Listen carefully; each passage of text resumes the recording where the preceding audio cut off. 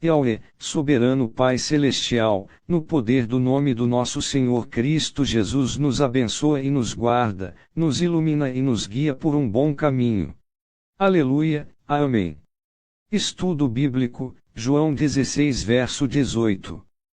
Aqui está um estudo bíblico sobre João 16:18, baseado na Nova Bíblia Viva, com a estrutura solicitada. Introdução: João 16 faz parte do discurso de despedida de Jesus aos seus discípulos antes de sua crucificação. Neste capítulo, Jesus procura prepará-los para a sua ausência física, prometendo o envio do Espírito Santo como consolador e guia. Ele os adverte sobre a perseguição que enfrentarão, mas também lhes assegura a vitória final e a alegria que encontrarão nele. O versículo 18 reflete a confusão e a dificuldade dos discípulos em compreender as palavras enigmáticas de Jesus sobre um pouco mais de tempo antes de o verem e depois voltarem a vê-lo. Contexto histórico. O contexto histórico imediato é a última ceia e as últimas horas de Jesus com seus discípulos antes da sua prisão. A tensão era palpável, e os discípulos estavam ansiosos e apreensivos.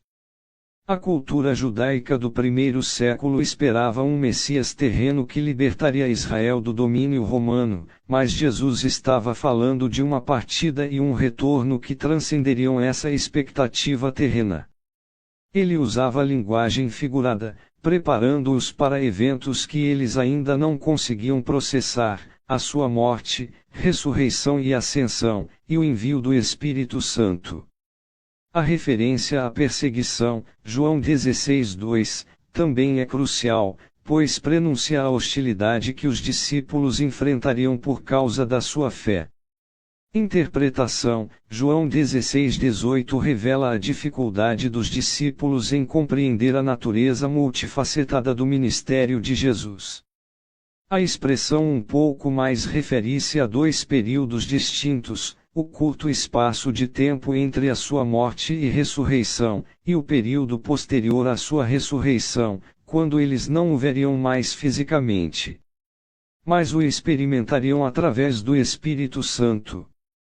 A confusão deles é compreensível, pois estavam presos a uma visão terrena e literal. Teologicamente, o versículo enfatiza a importância da fé e da dependência do Espírito Santo para compreender as verdades espirituais. A interpretação protestante padrão vê aqui a necessidade de iluminação divina para discernir os mistérios de Deus. Para o crente contemporâneo, este versículo nos lembra que nem sempre compreenderemos os planos de Deus imediatamente, mas devemos confiar na sua fidelidade e buscar a orientação do Espírito Santo em nossas vidas.